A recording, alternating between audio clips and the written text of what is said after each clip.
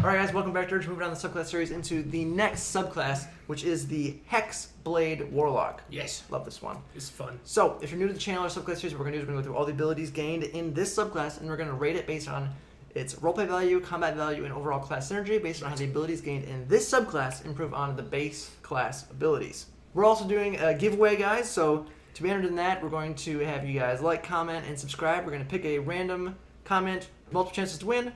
It is random. We're gonna, like I said, we're gonna randomly pick a comment. So if you comment on every video, you're gonna have a better chance of winning. Math. So yeah, that's how it works. It looks amazing. 22 new subclasses, Well, best features. our job just got more busy. Spells, artifacts, all kinds of crazy stuff coming in there. Looks really cool. Right. But that's for later. For That's now, right. we're jumping straight into the subclass. Hexblade. Let's go hit it, Alex. Woo! You get expanded spells, of course, based with your extra subclass, and they're almost entirely based in combat. Is kind of makes sense with Hexblade Warlock. You get Shield, Wrathful Smite, Blur, and Branding Smite. Blink, Elemental Weapon, Phantasmal Killer, Staggering Smite, Banishing Smite, and Cone of Cold. So a lot of Paladin Smite spells, along with Shield. Elemental Weapon's really cool, helping you do what Hexblade could do well, and Cone of Cold just gives you a nice big AoE bomb that a Warlock wouldn't necessarily have access to normally. At level 1, we get Hexblade's Curse. You gain the ability to place a baleful curse on someone. As a bonus action, choose one creature you can see within 30 feet of you. Target is cursed for 1 minute. Curse ends early. If the target dies, you die, or you are incapacitated. Until the curse ends, you gain the following benefits. You gain bonus to damage rolls against the cursed target. Bonus equals your proficiency bonus. An attack roll you make against the target is a critical hit on 19 or 20, so that extra 5% critical hit chance. Champion fighter. If the cursed target dies, you regain hit points equal to your Warlock level plus your Charisma modifier, minimum of 1. You can't regain this feature again, so you finish a short or long rest. So a nice way to increase some damage, increase your critical hit chance, and also regain some life when the target dies. Right. So, very nice. Hex Warrior. Also at level 1. Yes, We haven't got off the 1. first level yet. Very good first level for this one here. You gain proficiency with medium armor, shields, and martial weapons. When you finish a long rest, you can touch one weapon that you are proficient with that lacks the two-handed property. It's very important. Yep. When you attack with that weapon, you can use your Charisma modifier instead of Strength or Dexterity for the attack and damage rolls. The benefit lasts until you finish a long rest. If you later gain the Pact of the Blade feature, which is at level 2, this benefit extends to every pact weapon you conjure with that feature, no matter the weapon's type. At level 6, you get a Cursed Spectre. Ooh. Yeah, indeed. So you can curse the soul of a person that you slay, temporarily binding it to your service. When you slay a humanoid, you can cause its spirit to rise from the corpse as a specter and use the CR1 block of stats for a specter. Resistant to almost everything. Resistant to for those of you who are fans of the channel, you might want to go back and revisit the dangerous low CR monsters and find out this guy's on the list. Yeah. Because he's resistant to everything. Pretty much. It has life drain and some other really cool stuff. It also gains temporary hit points equal to half your Warlock level, help it to stay alive a little bit better. Roll initiative for Spectre has its own turn. It obeys your verbal commands and gains a special bonus to attack rolls equal to your Charisma modifier, so helping it hit more proficiently. And this is a once per long rest feature. At level 10, you get Armor of Hexes. This is fun. The target of your... if the target gets cursed by your Hexblade's Curse, hits you with an attack roll, you can use your reaction to roll a d6. On a 4 or higher, the attack instead misses you altogether, regardless of its roll. You get nat 20'd by some big angry idiot, and you just roll a d. Use my reaction. I rolled a 5. Nah. I choose for that to not hit me. And there is no limited number of uses. This just uses your reaction every turn. But it has to be for the... It has to be your Hexblade cursed target. Once per short rest, so... So once per combat, most of the time how that's going to work, you get to have one target that you get to have really going to hate you. Essentially. And finally at 14, you Master of Hexes. Starting at 14th level, you can spread your Hexblade's Curse from a slain creature to another creature. When the creature cursed by your Hexblade's Curse dies, you can apply the curse to a different creature you can see within 30 feet, provided you aren't incapacitated, which, that makes sense. When you apply the curse this way, you don't regain hit points from the death of the previously cursed creature.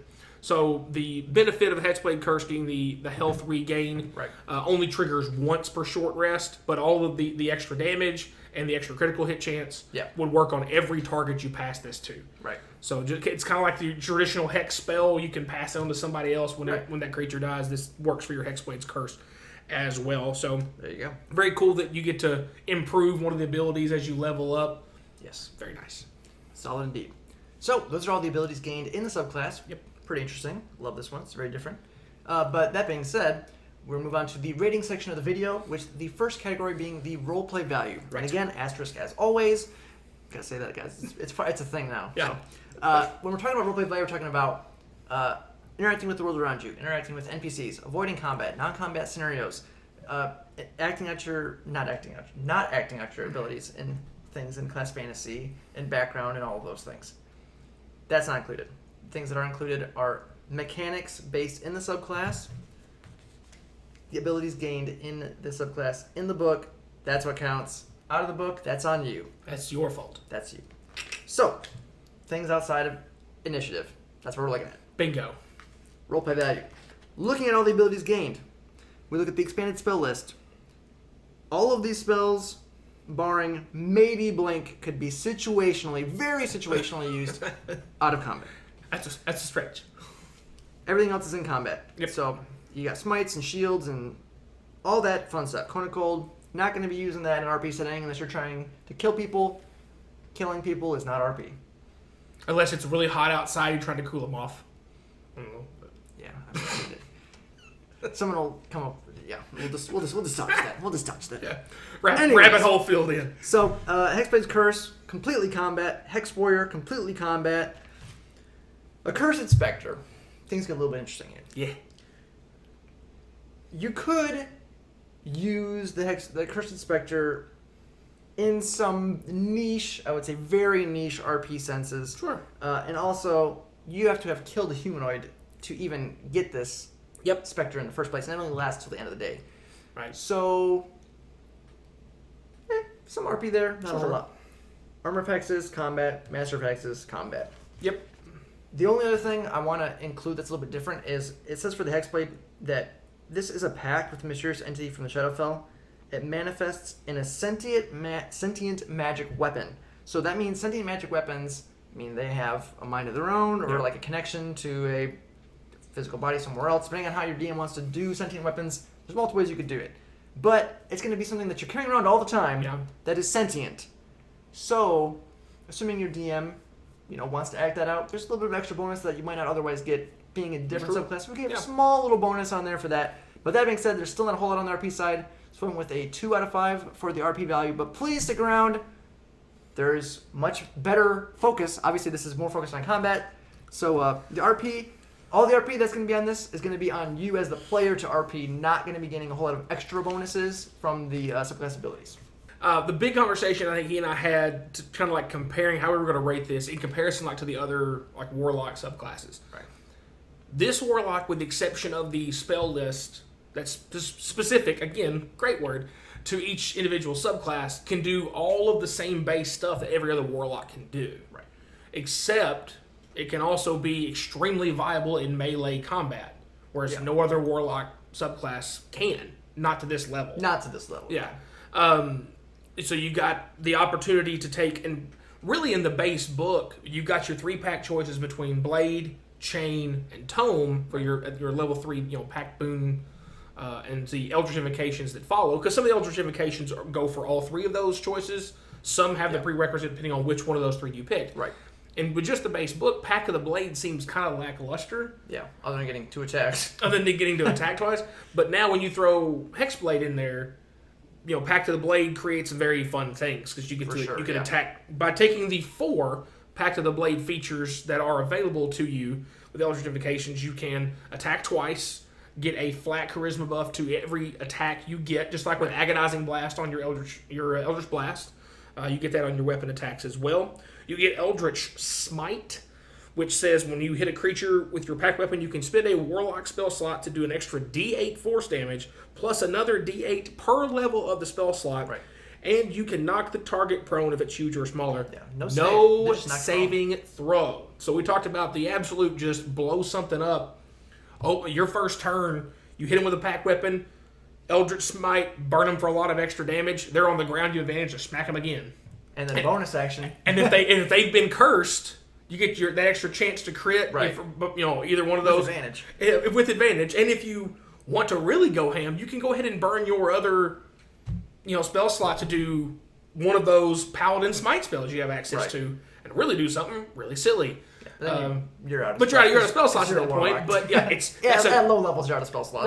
Right. But that's a crazy amount of damage just to open out with.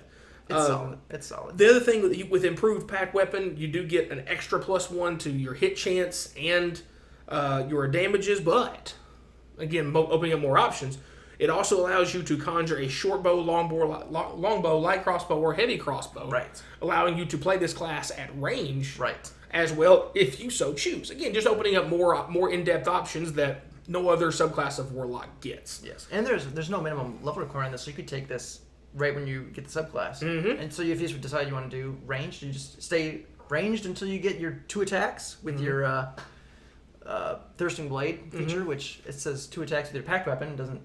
Thirsting Blade's not really accurate. Thirsting weapon, but yeah, whatever. And you can take stuff, like the Armor of Agathis works really well as a spell, as we found out when this was used recently in a one-shot. Pretty solid. Especially with Hexblade being in, that gets cast up. That's a lot of damage somebody's taking back at him. So all that being said, we ended up with a 4.5 out of possible 5 flumps because, again, this can do all the other stuff that every other Warlock subclass can do, barring the specific spell list that those subclasses get, and gets a lot more flexibility and versatility within combat. Yeah, being able to get in close and, defray of things or stay back and just... Versus other Warlocks, you're mostly staying back, just shooting Eldritch Blasts and then occasionally blowing a spell slot. Very rarely. Right. So versatility, big bonus on there. Yep. Lastly, we have the overall class synergy. When it comes to class synergy, this is a little bit of an awkward thing because the only things you're really being able to synergize with are the specific invocations that are for, your pacts. So if your pact's the blade, you're getting very, exclusive invocations that you can get through that pact. Right, because if you're playing Hexblade, you're taking pacts with the blade. You're probably going to take, because you get 2 initially, and then you're going to get, level 5, level 7. Yeah, 5, 7, 9, 12, 15, and 18. For the so the first 4, you're probably just going to pick ones related to your packed weapons. You take all the exclusive packed ones. By level 7, you have all of them. Right. So then you're going to be actually dealing out pretty solid damage, I would say. Yep. On there, and then if you want to, improve other things, like start moving into Eldritch Blast, or maybe you kind of mix and match. Get some of the RP ones. That being said, with the synergy, there's some internal synergy between, your Hexblade's Curse is a huge part of the subclass, giving you the bonuses to your, marked target, essentially. Yep. And then, being able to move it as an ability, and then if the target hits you, you have 50% chance to not take damage as a reaction. And all it takes is a reaction. That's huge, so that's some big synergy in there, and then the invocations. But it's kind of hard to go with synergy, because a lot of these features are available to every Warlock, so it's nothing really super exclusive other than those 4 or whatever the blade specific features and the internal synergy that's there within this subclass that a lot of subclasses don't have. It is still pretty solid, and the abilities that you get really do synergize well with the subclass abilities. So we went with a 4 out of 5. Again, very difficult to try to rate this. It could be more or less, but the way that the subclass works synergy-wise, it just has lots of options. Warlock is very unique. So they have all their invocations, and then their spell slots, they have very few of them, but they're upcast at max level that's available to the Warlock. Yep. And then they come back in a short rest, so it's just a very strange, definitely not a new player-friendly class to play. No, I agree. But if you want to go Hexblade, that might actually be a little bit easier, because then you can just wail on stuff. Yep. And the last thing I want to throw in as part of this as well is definitely my opinion on this is Hexblade may be one of the best multi-class dip options. Oh, yeah, for sure. No question. For multiple other classes. Yeah. Some of the shenanigans you can do with, like, a paladin that dips this. Oh, yeah. For a couple levels. Yeah. It's a pretty solid subclass. We both enjoyed it a lot. It's super very interesting. Interesting. Yeah. It's one of those ones that's different enough, but it's actually good as well. Some of them, they're different, and you're like, this is cool, but it's terrible. So it kind of feels bad, but this is cool, and it's actually pretty good. So way of the 4 elements. Enjoy that. It's all right. Super interesting. So disappointing. Sorry. It's Good what it was. episode. Good episode. But guys, that's going to wrap it up for this one. If you enjoyed the video, please remember to like, subscribe, hit the bell notifications so our new videos are coming out. Remember, we got that giveaway going on, so comment down At least below. 2 books. Yeah. We're promising at we're least doing- to give we're away doing twice. multiple books here. Things go well, we might do more. Yeah, we may do more. We'll see. If we get like 10,000 subscribers in the next couple months, then We'll do 4 books. We'll do a lot of books. Or more, I don't But know. Yes. But that's going to wrap it up for this one, guys. As always, thanks for watching.